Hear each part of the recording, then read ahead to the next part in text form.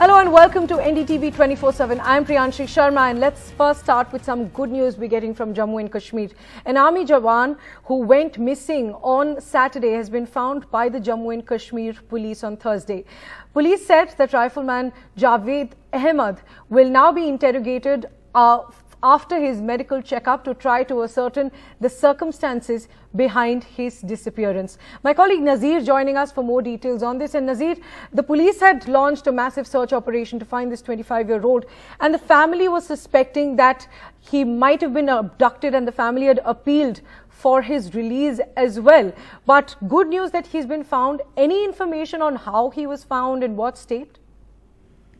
Well, Priyanshi, 5 days after the rifleman Javed Ahmed went missing from his hometown Kulgam, he has been found safely today.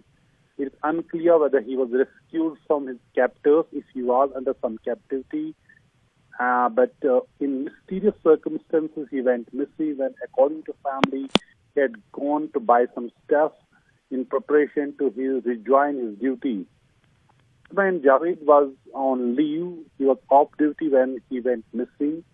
Family had suspected that militants may be behind his abduction, and they had appealed for his safe release. For 5 days, police and the security force had launched search operation to recover him. And today evening, police said that they have recovered the missing soldier, and his medical checkup is being conducted. And following that, he will be interrogated. Because it has been a mystery, police and the army had not issued any formal statement giving the circumstances of his disappearances. But finally, they said that they have recovered him, and he will be questioned to know the exact circumstances, what exactly happened, were militants behind it, if they were behind it, and how come he was released. And if there are any other reasons behind his disappearance. But 5 days after the off-duty soldier went missing in Jammu and Kashmir's Kulgam district, he has been found safely today. Nazir, thanks very much for joining us with those details. So, as Nazir mentioned, that it is a mystery as to what happened to the soldier for the last 5 days. We'll know that after the interrogation. But moving on to the other big story now, the controversial Delhi Services Bill has been passed in the Lok Sabha. Home Minister Amit Shah defended the government's bill that gives the control of civil servants in the national capital to the central government. The Home Minister hit out at the opposition for supporting the Aam Aadmi Party in opposing this bill in the parliament. The opposition MPs meanwhile walked out of the house just after the Lok Sabha cleared the bill after a day of heavy exchange of arguments and counterpoints. Listen into what the leaders said. ना democracy की चिंता है, ना देश की चिंता है, ना जनता की चिंता है, अपने गठबंधन को बचाने के लिए सारे लोग यहाँ आए। चाहे कांग्रेस हो या बीजेपी, जो भी आए, उनका मकसद दिल्ली की जनता की सेवा करना था। अगर सेवा करनी है तो झगड़ा करने की जरूरत नहीं, मगर अधिकार चाहिए तो झगड़ा करने। ये अध्यादेश और बाद में अब जो बिल में कन्वर्ट हो रहा है, वो विधेयक लेकर मैं आया हूं, ये संपूर्णतया संविधान सम्मत है और केवल दिल्ली की जनता के कल्याण के उद्देश्य से बनाया गया है। ये दिल्ली है, दिल्ली, और ये दिल्ली हमारा दिल है। तो ये दिल्ली के साथ बार बार क्यों छेड़खानी किए जा रहे हैं, ये मैं आप लोगों से पूछना चाहते हैं। जब चुनकर नुमाइंदे आते हैं, चुनकर जब लेजिस्लेटिव असेंबली बनते हैं, तो क्या उनका लेजिस्लेट करने के अधिकार नहीं दिया जाएगा, सब छीन लिया जाएगा? ये लेजिस्लेटिव असेंबली को खत्म करते हुए ये ब्यूरोक्रेट्स पे सारे जिम्मेदारी, सारे अधिकार ब्यूरोक्रेट्स पे सौंपा जाते हैं। ब्यूरोक्रेट्स फैसला करेगा सरकार कैसे चलेगी, ये क्या सही होगा देश के लिए? And after the bill was passed, the Delhi's Chief Minister Arvind Kejriwal hit out, saying that the BJP has stabbed people of Delhi in the back. He tweeted saying in 2014, Prime Minister Modi himself said that on becoming the Prime Minister, he would give full statehood to Delhi. But with this bill, he stabbed the people of Delhi. Meanwhile, the Aam Aadmi Party's lone Member of Parliament in the Lok Sabha, Sunil Kumar Rinku, was suspended for the remaining session after he threw papers at the chair shortly after the bill was passed. Let's listen into what he said. ਇਹ ਜਿਹੜਾ bill ਹੈ ਇਹ ਬਿਲਕੁਲ ਦਿੱਲੀ ਸ਼ਾਸਨ ਬਾਰੇ ਜਿਹੜਾ supreme court ਦਾ order ਆਇਆ ਸੰਸਦ ਦੀਆਂ ਸ਼ਕਤੀਆਂ ਤੋਂ ਇਹ ਬਿਲਕੁਲ ਬਾਹਰ ਹੈ। ਇਹ ਬਿੱਲ ਲੋਕਾਂ ਵੱਲੋਂ ਚੁਣੀ ਹੋਈ ਜਿਹੜੀ ਸਰਕਾਰ ਹੈ ਉਹਦੇ ਅਧਿਕਾਰਾਂ ਨੂੰ ਜਿਹੜਾ ਕਮਜ਼ੋਰ ਕਰਦਾ ਔਰ ਦਿੱਲੀ ਦੀ ਜਿਹੜੀ ਬਿਊਰੋਕ੍ਰੇਸੀ ਹੈ ਜਿਹੜੇ ਅਣਚੁਣੇ ਹੋਏ ਅਧਿਕਾਰੀ ਹੈ ਸਾਰੇ ਉਹਨਾਂ ਬਿੱਲਾਂ ਨੂੰ ਜਿਹੜਾ ਉਹਨਾਂ ਦਾ ਕੰਟਰੋਲ ਹੈ ਉਹਦੇ ਤੇ ਮਜ਼ਬੂਤ ਕਰਦਾ। All these devices that you feed your data in makes it open to risks. The government says that to protect this personal data, it has introduced the Digital Personal Data Protection Bill in the Lok Sabha. So let's understand how the bill that has been tabled changes how our data will be used and what are the concerns with the bill. First, this bill will apply to the processing of our digital personal data within and outside India as well under certain conditions. Processing means collection, storage, use and sharing of data. Personal data here is defined as any data that identifies you. It also includes financial and ID details as well. A key provision in this bill is of consent. It says that personal data may be processed by anybody only after getting consent and only for a lawful purpose. But this consent will be considered given in some cases, such as performance of any function under a law, employment purposes, specified public interest purposes such as national security, fraud prevention, prosecution of an offence, investigation and provision of a service or benefit by the government. So government companies such as SBI, BSNL also don't need to take consent from you for processing your data. Next, it gives the power to the government to be exempt from any data protection provisions on the grounds of national security, maintenance of public order among other conditions. So this raises the concern about right to privacy, as some of these grounds can be ambiguous and critics say that personal data could be used for surveillance in the name of national security. Next, who has the responsibility to keep data safe under this bill? Data fiduciaries. These are individuals or groups that determine the purpose and means of processing any personal data. For example, Google is one such entity. So such entities are obligated to keep your data secure and delete data once its purpose has been met according to this bill. Next, the bill gives us all the right to information, to know what personal data of ours is being processed, for what activities and where all has it been shared. So you can ask data fiduciaries for this information. It's important at a time when several companies such as Facebook have been fined for mishandling and sharing data without consent. It also gives you the right to seek correction and erasure of personal data, which is no longer necessary for the mentioned purposes. But who will ensure that all of this is followed and who will address the grievances? That will be the Data Protection Board. The centre will establish this board, which raises a concern about the independent functioning of this board. The board can also impose penalties of up to 500 crore rupees for non-compliance of provisions or for failure to protect data by fiduciaries. Now, another important point, the centre gets the power to notify countries or territories outside India to which these data fiduciaries can transfer our data. Lastly, a concern for the Right to Information Act. The Data Protection Bill gives public authorities a blanket exemption from disclosing any personal information by omitting a section. Now, this has raised a concern on whether this provision can be used by officials to not share crucial information in the name of privacy. Now, with all these highlights, the bill has been tabled after being in the works for 5 years.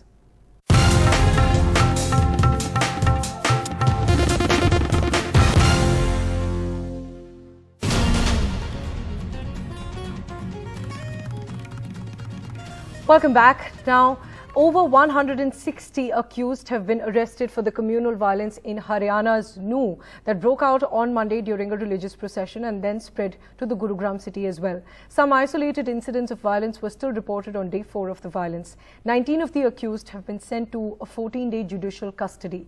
But the violence these rioters created has ruined families of the 6 people who have been killed, and the grief knows no religious boundaries. Here's our ground report. Grief transcends all differences. at least in the aftermath of the communal violence that has gripped Haryana. All that is left of the home of 36-year-old Shakti Saini, one of the 6 killed in the violence, is a grieving wife and his 4 little children, helpless after the death of the family's sole breadwinner. Saini, reportedly a Bajrang Dal worker, was killed by a mob of over 300 in Nu, a day after the clashes over a right-wing yatra in the communally sensitive area. आज आप अपने बेटे को कैसे याद करते हैं? याद खरीद रो के प्रशासन से ये मुलजिम है जो इनको पकड़ा जाए और न्याय मिले। देखो जी, प्रशासन पुलिस की तो हम नहीं कह सकते, लेकिन प्रशासन की इसमें काफ़ी जो है ढील रही है। जो प्रशासन ने पहले से ही अलर्ट नहीं थी, पुलिस प्रशासन की व्यवस्था नहीं की थी, तो इसमें प्रशासन की बहुत लापरवाही रही है, नाकामी रही है इसमें। ऐसी स्थिति में जब आपसे ज़्यादा इस समय कौन अच्छा समझ सकता है, कहीं ना कहीं किसी भी तरीके का कट्टरवाद जिसको हम कहते हैं वो गलत है जी। उसके बाद कोई जो है कि कोई कट्टरवाद नहीं था, वो कोई किसी प्रकार के कोई संगठन से नहीं जुड़ा हुआ था, वो तो सीधा साधा स्वभाव का शांतिप्रिय आदमी था। Similar scenes of despair at the last rites of Home Guard Gursevak Singh, whose 4-year-old son lit his pyre, and a 26-year-old imam killed after a mosque was set on fire in Gurugram. This as isolated incidents of violence continue to be reported. At this small village near Nu, the epicenter of the violence, there was attempted vandalism at 2 mosques by a mob of over 10 people. This was not just one religious structure that was where there was attempted vandalism, but another mosque, the Punjabi Mohalla Mosque here in Taudu. A similar incident was reported there as well, but no damage to the religious structure, no injury or death. But police deployment continues, and such isolated incidents of attempted vandalism, attempted violence are being witnessed still in parts of Haryana. The police, meanwhile, has finally begun to crack down on those spreading inflammatory videos on social media, even though Monu Manesar, the cow vigilante who reportedly triggered the violence, is still at large. 5 अगस्त तक जो है उसको shut down किया गया है, जो internet services को। उसके बाद उसमें दोबारा से जो है एनालाइज किया जाएगा। सस्पेक्टेड लोगों को जो है डिटेन किया गया है और उनसे पूछताछ हमारी जारी है। किसी भी तरह के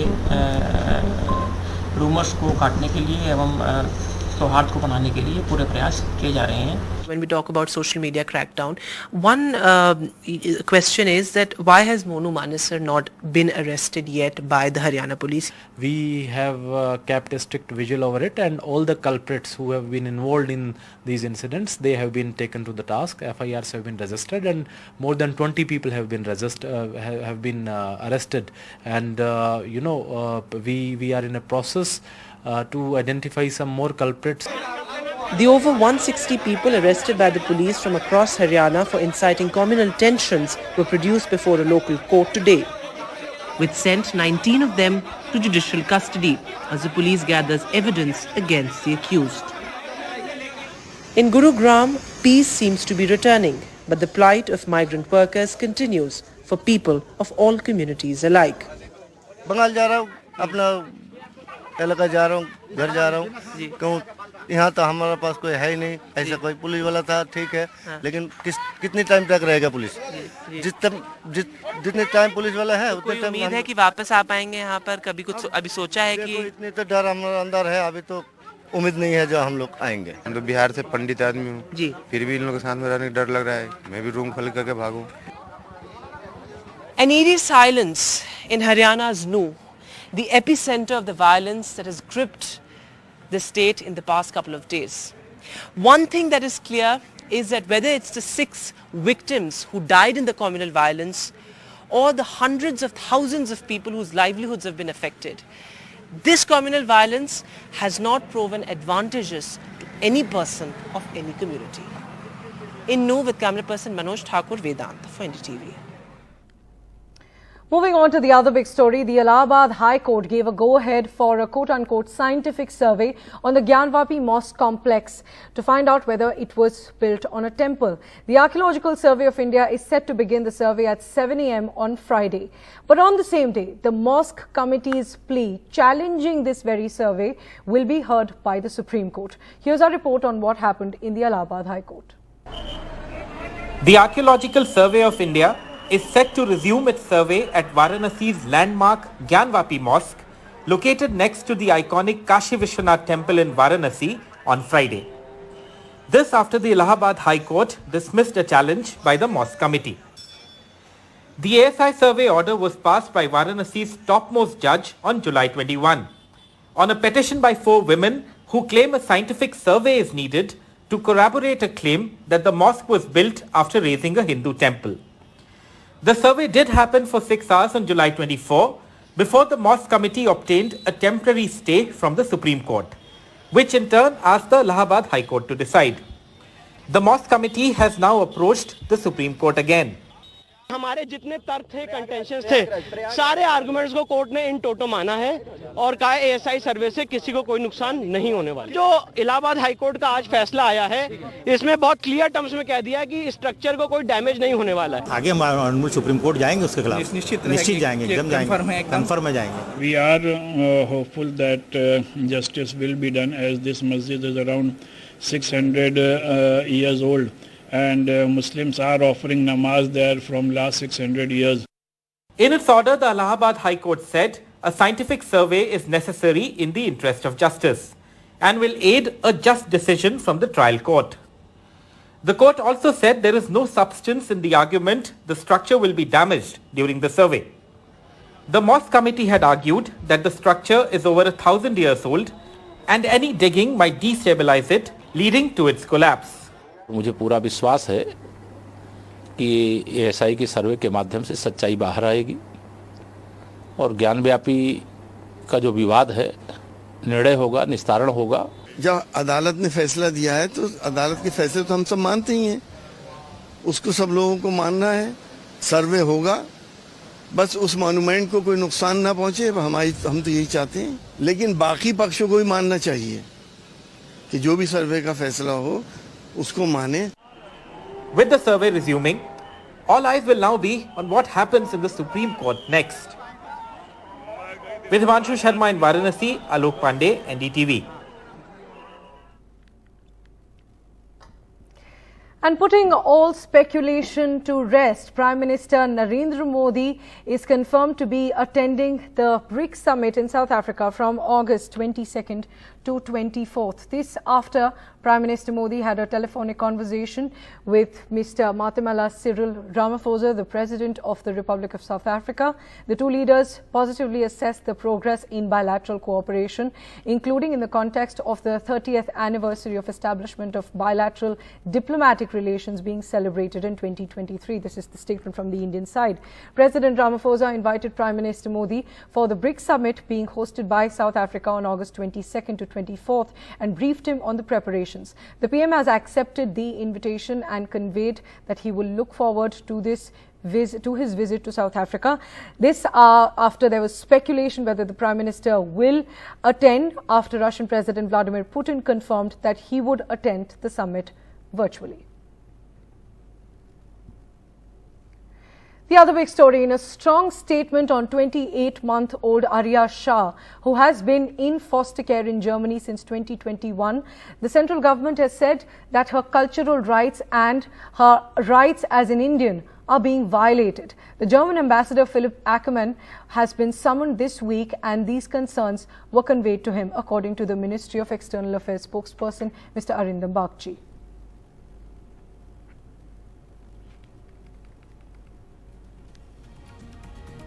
That's all we have for you on the show. Thanks very much for watching. News continues on the other side.